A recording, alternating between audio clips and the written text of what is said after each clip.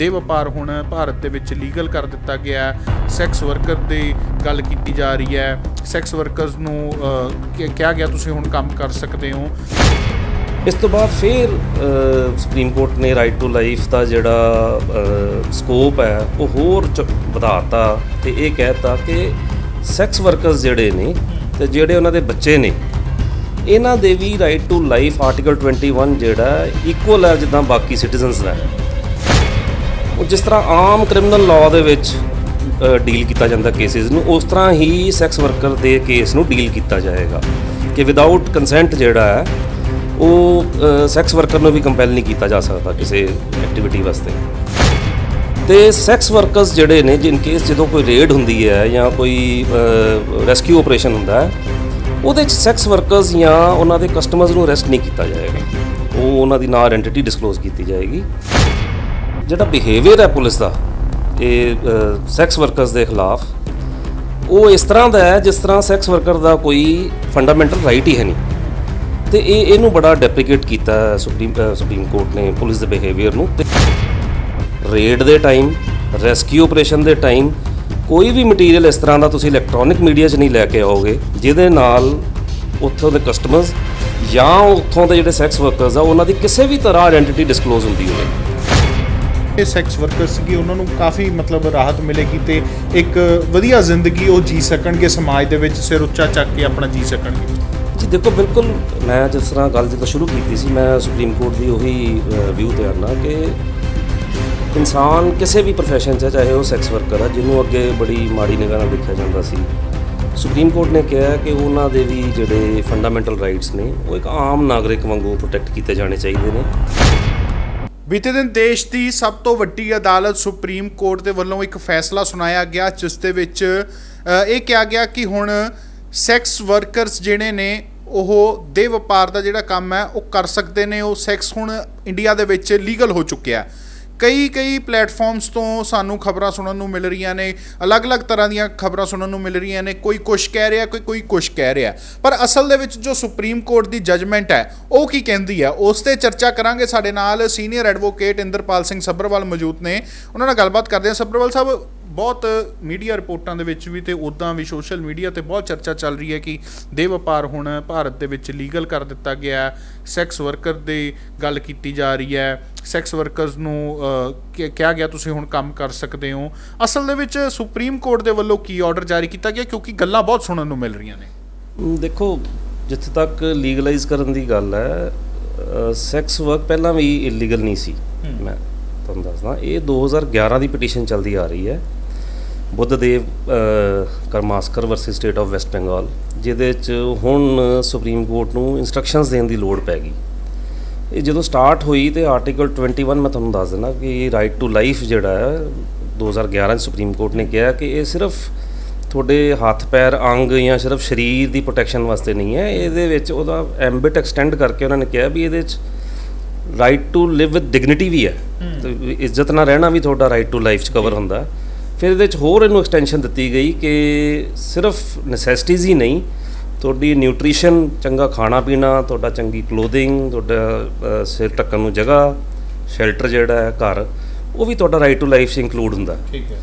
इस तो बाद फिर सुप्रीम कोर्ट ने राइट टू लाइफ का जोड़ा स्कोप है वो होर वधाता तो ये कहता कि सैक्स वर्करस जोड़े ने तो जोड़े उन्होंने बच्चे ने इन्हां दे भी राइट टू लाइफ आर्टिकल 21 जोड़ा इक्वल है जिदा बाकी सिटीजनस का। तो मैं तुहानूं दसना चाहांगा कि 19 जुलाई 2011 नूं इस पटीशन ते सुप्रीम कोर्ट ने एक पैनल बनाया सी मिस्टर प्रदीप घोष की अगवाई थले जिन्होंने 3 पॉइंट्स के उत्ते अपनी रिपोर्ट देने वास्ते कहा गया। नंबर 1 कि जिहड़ी ह्यूमन जिहड़ी बॉडी है इंसानी शरीर है ये ट्रैफिकिंग खरीदो फरोख्त जिहड़ी है उन्होंने बचा उन्होंने रोकने वास्ते अपनी रिपोर्ट दिओ। नंबर 2 जिहड़े सैक्स वर्करस इस काम च इनवॉल्व ने ਜਿਹੜੇ ਕੰਮ ਨੂੰ ਛੱਡਣਾ ਚਾਹੁੰਦੇ ਨੇ ਤੇ ਆਮ ਸਟਰੀਮ ਦੇ ਵਿੱਚ ਆਉਣਾ ਚਾਹੁੰਦੇ ਨੇ ਆਮ ਸੁਸਾਇਟੀ 'ਚ ਵਸਣਾ ਚਾਹੁੰਦੇ ਨੇ ਉਹਨਾਂ ਨੂੰ ਰੀਹੈਬਿਲਿਟੇਟ ਉਹਨਾਂ ਨੂੰ ਮੁੜ ਵਸਾ ਉਹਨਾਂ ਦਾ ਕਿੱਦਾਂ ਕਰਨਾ। ਤੇ ਨੰਬਰ 3 ਜਿਹੜੀਆਂ ਉਹ ਮੁੜ ਵਸਾ ਕਰਨ ਤੋਂ ਬਾਅਦ ਉਹਨਾਂ ਦੀ ਜਿਹੜੀਆਂ ਕੰਡਿਊਸਿਵ এনवायरमेंट ਹੈ ਚੰਗਾ ਖੁਸ਼ਗਵਾਰ ਮਾਹੌਲ ਜਿਹੜਾ ਉਹਨਾਂ ਨੂੰ ਸੁਸਾਇਟੀ 'ਚ ਕਿਸ ਤਰ੍ਹਾਂ ਦੇਣਾ। ਸੈਕਸ ਵਰਕਰਸ ਉਹਨਾਂ ਦੇ ਬੱਚਿਆਂ ਨੂੰ।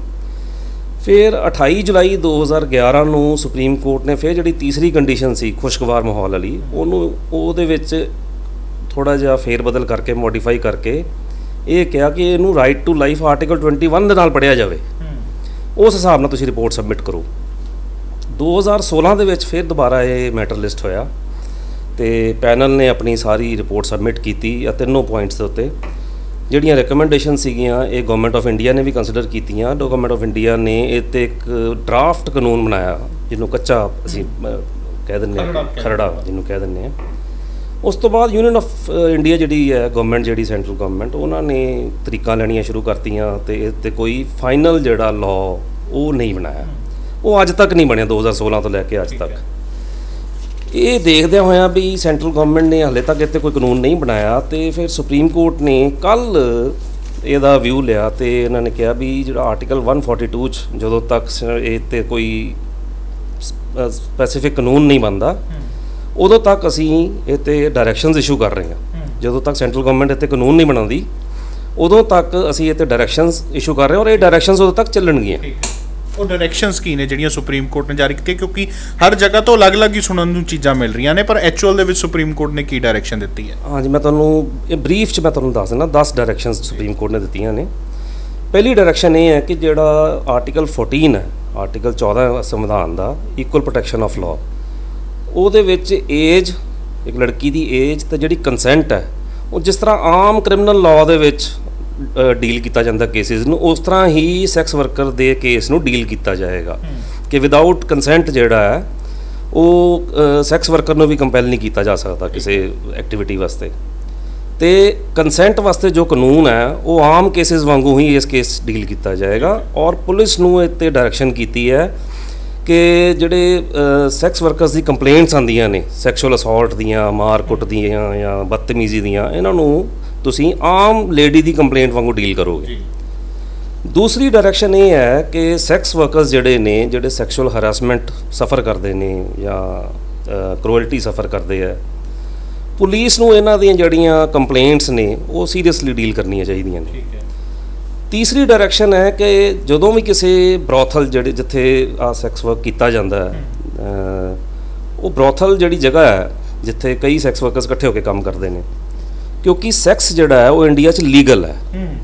ਸੈਕਸ਼ੂਅਲ ਐਕਟੀਵਿਟੀ ਕਰਨੀ ਇੱਕ ਸੈਕਸ ਵਰਕਰ ਵਾਸਤੇ ਇਹ ਲੀਗਲ ਹੈ, ਪਰ ਬਰੋਥਲ ਚਲਾਉਣਾ ਜਿਹੜਾ ਹੈ ਉਹ ਜਗ੍ਹਾ ਦਾ ਕੰਟਰੋਲ ਲੈ ਕੇ ਚਲਾਉਣਾ, ਉਹਨਾਂ ਨੂੰ ਆਪਣੇ ਥੱਲੇ ਕੰਮ ਕਰਵਾਉਣਾ, ਉਹ ਇਲੀਗਲ ਹੈ। ਅਤੇ ਸੈਕਸ ਵਰਕਰਸ ਜਿਹੜੇ ਨੇ, ਇਨ ਕੇਸ ਜਦੋਂ ਕੋਈ ਰੇਡ ਹੁੰਦੀ ਹੈ ਜਾਂ ਕੋਈ ਰੈਸਕਿਊ ਆਪਰੇਸ਼ਨ ਹੁੰਦਾ ਹੈ, ਉਹਦੇ 'ਚ ਸੈਕਸ ਵਰਕਰਸ ਜਾਂ ਉਹਨਾਂ ਦੇ ਕਸਟਮਰਸ ਨੂੰ ਅਰੈਸਟ ਨਹੀਂ ਕੀਤਾ ਜਾਏਗਾ, ਉਹ ਉਹਨਾਂ ਦੀ ਨਾ ਆਇਡੈਂਟੀਟੀ ਡਿਸਕਲੋਜ਼ ਕੀਤੀ ਜਾਏਗੀ। ਹਾਂ, ਜਿਹੜਾ ਉਹ ਸੈਕਸ ਬਰੋਥਲ ਚਲਾ ਰਿਹਾ, ਜਿਹੜਾ ਸੈਕਸ ਵਰਕ ਜਿੱਥੇ ਹੁੰਦਾ ਹੈ, ਉਹ ਚਲਾਉਣ ਵਾਲੇ ਨੂੰ ਅਰੈਸਟ ਕੀਤਾ ਜਾ ਸਕਦਾ, ਉਹਦੇ ਖਿਲਾਫ ਕੇਸ ਕੀਤਾ ਜਾ ਸਕਦਾ। ਮਤਲਬ ਜਿਸ ਤਰ੍ਹਾਂ ਅੱਗੇ ਕਈ ਦੇਖਿਆ ਜਾਂਦਾ ਸੀਗਾ ਕਿ ਕਿਤੇ ਰੇਡ ਹੁੰਦੀ ਸੀਗੀ ਤਾਂ ਪੁਲਿਸ ਸਾਰੇ ਜਿਹੜੇ ਮੁੰਡੇ ਕੁੜੀਆਂ ਉੱਥੇ ਹੁੰਦੇ ਸੀਗੇ ਉਹਨਾਂ ਨੂੰ ਰੇਡ ਕਰਕੇ ਅਰੈਸਟ ਕਰਕੇ ਲੈ ਜਾਂਦੀ ਸੀ, ਹੁਣ ਉਹ ਚੀਜ਼ ਨਹੀਂ ਹੋਈ। ਨਹੀਂ, ਉਹ ਬਿਲਕੁਲ ਉਹ ਹਦਾਇਤ ਦੇ ਦਿੱਤੀ ਗਈ ਹੈ ਵੀ ਇਹ ਨਹੀਂ ਕਰਨਾ। ਠੀਕ ਹੈ। ਚੌਥੀ ਹਦਾਇਤ ਇਹ ਹੈ ਕਿ ਸਟੇਟ ਗਵਰਨਮੈਂਟ ਜਿਹੜੀ ਹੈ ਉਹਨਾਂ ਨੂੰ ਡਾਇਰੈਕਟ ਕੀਤਾ ਹੈ ਕਿ ਤੁਸੀਂ ਆਪਣੀ ਸਟੇਟਸ ਦੇ ਵਿੱਚ, ਸਾਰੀਆਂ ਸਟੇਟਸ ਨੂੰ, ਕਿ ਆਪਣੀ ਸਟੇਟਸ ਦੇ ਵਿੱਚ ਤੁਸੀਂ ਸਰਵੇ ਕਰੋ ਅਤੇ ਜਿਹੜੇ 18 ਸਾਲ ਤੋਂ ਉੱਤੇ ਸੈਕਸ ਵਰਕਰ ਸੀ, ਜਿਹੜੇ ਤੁਸੀਂ ਪ੍ਰੋਟੈਕਸ਼ਨ ਹੋਮਸ ਦੇ ਵਿੱਚ ਡਿਟੇਨ ਕੀਤੇ, ਉਹਨਾਂ ਨੂੰ ਬੰਦ ਕਰਕੇ ਰੱਖਿਆ, ਉਹਨਾਂ ਨੂੰ ਇਮੀਡੀਏਟਲੀ ਰਿਲੀਜ਼ ਕਰੋ। ਠੀਕ ਹੈ। ਮੇਜਰ ਜਿਹੜੀ ਲੜਕੀ ਹੈ ਉਹਦੇ ਕੋਲ ਹੱਕ ਹੈ ਡਿਸੀਜਨ ਲੈਣ ਦਾ ਕਿ ਉਹਨੇ ਸੈਕਸ ਵਰਕ ਕਰਨਾ ਹੈ ਜਾਂ ਨਹੀਂ ਕਰਨਾ। ਪੰਜਵੀਂ ਹਦਾਇਤ ਇਹ ਦਿੱਤੀ ਹੈ ਆਨਰੇਬਲ ਸੁਪਰੀਮ ਕੋਰਟ ਨੇ ਕਿ ਜਿਹੜਾ ਬਿਹੇਵੀਅਰ ਹੈ ਪੁਲਿਸ ਦਾ ਇਹ ਸੈਕਸ ਵਰਕਰਸ ਦੇ ਖਿਲਾਫ, ਉਹ ਇਸ ਤਰ੍ਹਾਂ ਦਾ ਹੈ ਜਿਸ ਤਰ੍ਹਾਂ ਸੈਕਸ ਵਰਕਰ ਦਾ ਕੋਈ ਫੰਡਾਮੈਂਟਲ ਰਾਈਟ ਹੀ ਹੈ ਨਹੀਂ। ਅਤੇ ਇਹਨੂੰ ਬੜਾ ਡੈਪਰੀਕੇਟ ਕੀਤਾ ਸੁਪਰੀਮ ਕੋਰਟ ਨੇ ਪੁਲਿਸ ਦੇ ਬਿਹੇਵੀਅਰ ਨੂੰ, ਅਤੇ ਪੁਲਿਸ ਨੂੰ ਕਿਹਾ ਕਿ ਸੈਕਸ ਵਰਕਰਸ ਨੂੰ ਤੁਸੀਂ ਬੜੀ ਡਿਗਨਿਟੀ ਨਾਲ ਔਰ ਬੜੀ ਰਿਸਪੈਕਟ ਨਾਲ ਡੀਲ ਕਰੋਗੇ, ਕੋਈ ਉਹਨਾਂ ਨੂੰ ਅਬਿਊਜ਼ ਨਹੀਂ ਕਰੇਗਾ, ਔਰ ਕੋਈ ਪੁਲਿਸ ਵਾਲਾ ਉਹਨਾਂ ਕੋਲ ਕੋਈ ਵੀ ਕੰਮ ਕਰਨ ਵਾਸਤੇ ਸੈਕਸ਼ੂਅਲ ਫੇਵਰ ਨਹੀਂ ਲੈ ਸਕਦਾ ਸਿਰਫ ਇਸ ਕਰਕੇ ਕਿ ਉਹ ਸੈਕਸ ਵਰਕਰ ਹੈ। ਇਸ ਤਰ੍ਹਾਂ ਦੀ ਫੇਵਰਸ ਨਹੀਂ ਮੰਗ ਸਕਦੇ ਉਹਨਾਂ ਕੋਲੋਂ। 6ਵੀਂ ਹਦਾਇਤ ਜਿਹੜੀ ਹੈ ਉਹ ਜਿਹੜਾ ਸਾਡਾ ਇੱਕ ਸਪੈਸ਼ਲ ਲਿੰਬ ਹੈ ਪ੍ਰੈਸ, ਉਹਦੇ ਵਾਸਤੇ ਹੈ।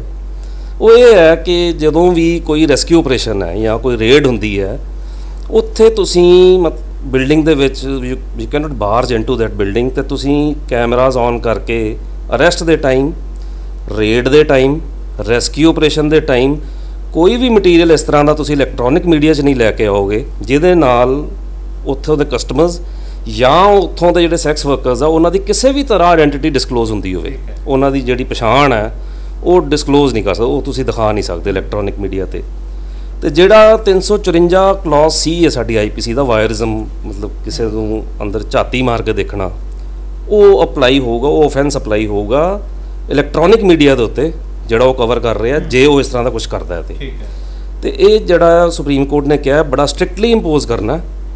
ਇਹ 354 ਸੀ, ਕ੍ਰਿਮੀਨਲ ਲਿਟੀਗੇਸ਼ਨ ਹੋ ਸਕਦੀ ਹੈ ਜੇ ਕੋਈ ਕੈਮਰਾ ਲੈ ਕੇ ਤੇ ਇਸ ਤਰ੍ਹਾਂ ਦੀ ਰੇਡ ਜਾਂ ਇਸ ਤਰ੍ਹਾਂ ਦੀ ਕੋਈ ਰੈਸਕਿਊ ਆਪਰੇਸ਼ਨ ਦੇ ਵਿੱਚ ਬਾਰਜ ਕਰਕੇ ਤੇ ਉੱਥੇ ਉਹਨਾਂ ਦੀ ਆਇਡੈਂਟੀਟੀ ਕਿਸੇ ਤਰ੍ਹਾਂ ਡਿਸਕਲੋਜ਼ ਕਰਦੇ।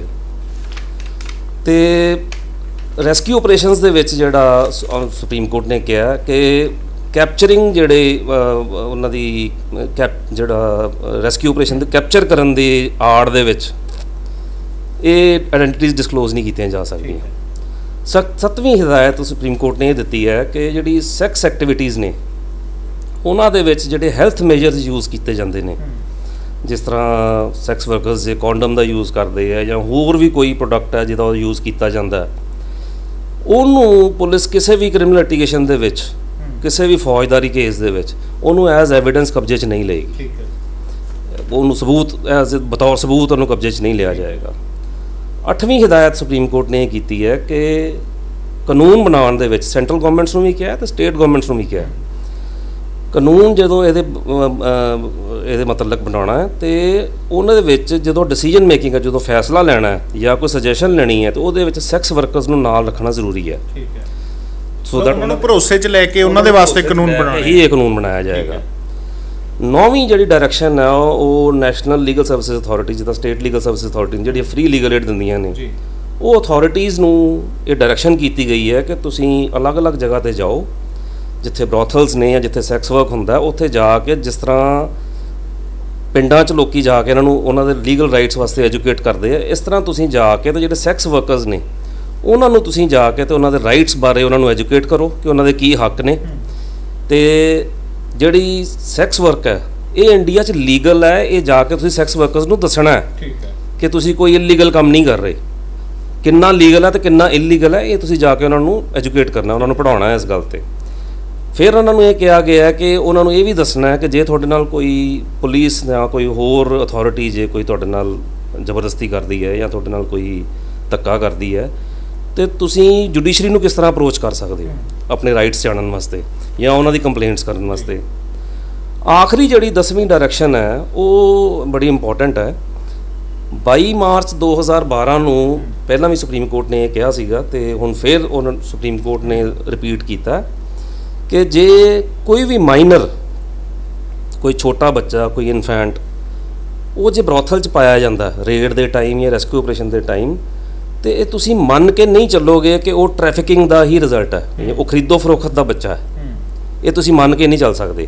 ਜੇ ਇਸ ਤਰ੍ਹਾਂ ਦੀ ਕੋਈ ਗੱਲ ਹੈ ਤੇ ਉਹਨੂੰ ਕੋਈ ਕਲੇਮ ਲੇਡੀ ਕਰਦੀ ਹੈ ਕਿ ਮੇਰਾ ਬੱਚਾ ਹੈ ਤੇ ਉਹਦੀ ਵੈਰੀਫਿਕੇਸ਼ਨ ਕੀਤੀ ਜਾਏਗੀ, ਜੇ ਉੱਤੇ ਕੋਈ ਸ਼ੱਕ ਹੈ ਤੇ ਉਹਨਾਂ ਦਾ ਮੈਡੀਕਲ ਟੈਸਟ ਕਰਵਾਇਆ ਜਾਏਗਾ ਤੇ ਜੇ ਮੈਡੀਕਲ ਟੈਸਟ ਦੇ ਵਿੱਚ ਆਉਂਦਾ ਹੈ ਕਿ ਹਾਂ ਬੱਚਾ ਇਹਦਾ ਹੈ ਤੇ ਉਹ ਉਹਨੂੰ ਦਿੱਤਾ ਜਾਏਗਾ। ਕੋਈ ਫੋਰਸੇਬਲ ਸੈਪਰੇਸ਼ਨ ਨਹੀਂ, ਕਿਸੇ ਬੱਚੇ ਨੂੰ ਤੁਸੀਂ ਉਹਦੀ ਮਾਂ ਤੋਂ ਸੈਪਰੇਟ ਨਹੀਂ ਕਰ ਸਕਦੇ ਕਿਉਂਕਿ ਉੱਥੇ ਕੋਈ ਕ੍ਰਿਮੀਨਲ ਕੇਸ ਹੋਇਆ।